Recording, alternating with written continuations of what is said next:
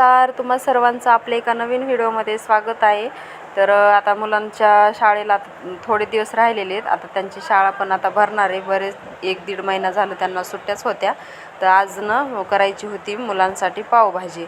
तर अशा भाज्या वगैरे काही मुलं काही खात पण नाहीत। म्हणलं पावभाजीच्या याच्याने तरी त्यांच्या पोटात त्या भाज्या जातात। सिमला मिरची, फ्लावर, हे बटाटे वगैरे खात असतात। तर मी वाटाणे नाही का रात्रीच्याच भिजू घातलेले होते। छान असे वाटाणे भिजले आणि कुकरला छान असं स्मॅश करून घ्यायचं स्मॅशरनी। एकीकडे आपला कांदा, आलं लसूण, थोडंसं आल्याचा तुकडा टाकायचा, आलं लसूण आणि छान अशी पेस्ट ते तळून छान घ्यायची। त्यामध्ये टोमॅटोही टाकून घ्यायचा, टोमॅटोची प्युरीच।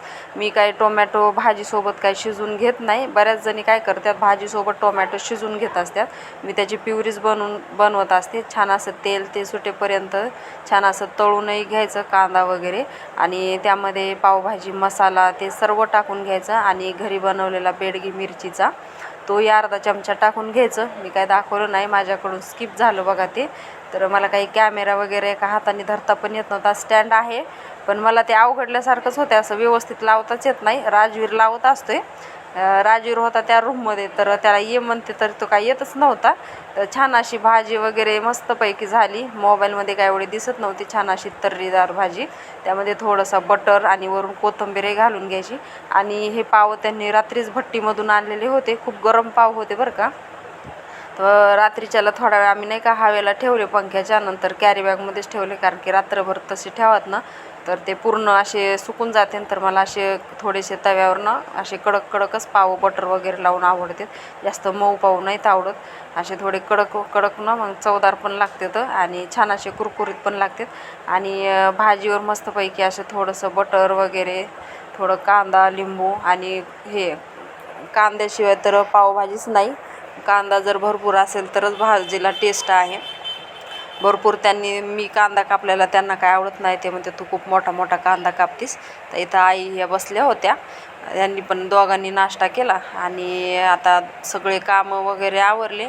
आणि दुपारी काय झालं ना, अचानकच आमच्या इथं 2-3 जण पाहुणे आले बघा। तर पाहुण्यांसाठी बनवायचं होतं मला लिंबू सरबत। तर काय झालं माहिती का, पाहुणे आले ते होते हॉलमध्ये, मी माझ्या मनानेच करायला घेतलं लिंबू सरबत। म्हणलं आता कशाला त्यांना विचारायचं, आता काय विचारणं काय बरं पण वाटत नाही। तुम्ही घेणार का, तुम्ही पिणार का, हे मला काही आवडत नाही। मी मनानेच नाही का लिंबू सरबत करायला घेतलं आणि ह्यांना माहीत नाही, ते पाहुणे बोलले आणि बाहेर हॉलमधून निघून गेले बघा। आणि मग आईन हे इकडं आले, मला म्हणते तिकडं काय करायला लागलीस तू, तर मी म्हणलं लिंबू सरबत। म्हणले अरे ते पाहुणे गेले पण। मग त्यांनी काय केलं, गॅलरीमधून नाही का त्यांना आवाज दिला। तर मी असं क्यूब हे बर्फाच्या करत असते, तर ही प्रांजल काय करत असते, अख्खं क्यूब बर्फाच्या खात असते बघा। तर 4-5च होत्या, नाही तर पण तिचं खाणं सुरूच होतं। काय की तिला बर्फ असं खाते ना ती थंड वगैरे। तर म्हणलं मस्तपैकी असं लिंबू सरबत वगैरे करावं आणि मुलांना पण प्यायचं होतं। मला आपण पण प्यावं त्यांच्या नादाने, कारण की स्वतःसाठी काय असं एवढं काय बनवत पण नाहीत, फक्त आमची प्रांजल बनवत असते लिंबू सरबत, तिला खूप आवडते। आणि लिंबू सरबतमध्ये थोडंसं मीठ वगैरे टाकून मग छान लागते। आणि बडीशोप जर अशी बारीक करून तिच्यामध्ये टाकली ना तर आणखी लिंबू सरबतला खूप चव येते। प्रांजल उशिरा उठलेली होती, तर तिला मी पावभाजी ते नंतर असे तव्यामध्ये पाव वगैरे गरम करून दिले। ते सगळे भांडे कुंडे झालते घासणं आणि असं अचानक आल्यावर बघा परत माझे भांडे पडले घासायचे। तर भांडे माझ्याकडून 2-3 टाईम तरी पडत असतील, म्हणजे 2 जाळ्या तरी पडतात। सकाळी घासली ना तर दुपारी कोणी जेवलं, आणि प्रांजलचे असे ग्लास वगैरे 2-4 तरी ग्लास प्रांजल काढतच असती। आणि मग मस्तपैकी असं लिंबू सरबत वगैरे दिलं पाहुण्यांना। आणि दुपारी बघा नंतर ह्यांचे कुटाणे मुलांचे। आता ऊन पण आहे, संध्याकाळी आभाळ ते येते आणि दुपारी असं गरम होते बघा, खूप ऊन आहे बाहेर, हे खूपच। आणि हे बघा हे राजवीर पाण्यामध्ये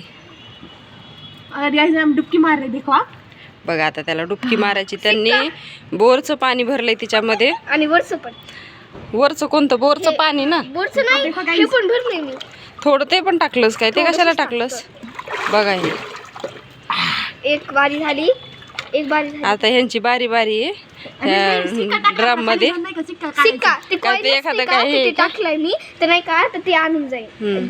पण नाही ते सिक्का कुठे आम्ही खाली बघा हे काय गरज आहे एवढ्या याच्यात, लवकर कुठं त्याची वारी झाली की ती जाणार आहे प्रांजल आता पाण्यामध्ये. माझं पण कर हे बघा यांचा घरच्या घरी स्विमिंग पूल आहे नाही का. आमच्याकडे हौद होता ना पहिले आपल्या इथं. हा आपल्या जुन्या घरी आपला हौद होता अगोदर. त्या हौदामध्ये जायचात तुम्ही ना. हा, हे बघा हे राजू. लय भारी होता. बघा आता मला जायचे उठायचं. मी केस सोडले बघ. बघा हे राजवीरचं बघा आता.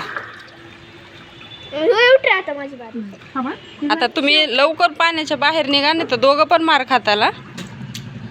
दोघं मार खाताला. हा ह्याच्यात मम्मी माझं पण कर व्हिडिओ. मस्तपैकी ना संध्याकाळची जेवणं वगैरे झाली आणि आम्हाला जायचं होतं थोडंसं बाहेर. तर आता आमचं घरही मार्केटमध्ये आहे. असं जर घरातून निघालो की डायरेक्ट थेट दुकानातच पोहोचतो. तर ह्यांना मेडिकलमध्ये नाही का गोळ्या वगैरे घ्यायच्या होत्या आणि मला पण घ्यायचं होतं. तर मग तसं स्टेडियमला पण जाऊ. जेवण वगैरे झालं ना तर असं बसावं पण वाटत नाही. तर व्हिडिओ आवडल्यास नक्की लाईक करा, शेअर करा, कमेंट करा. भेटूया अशाच एका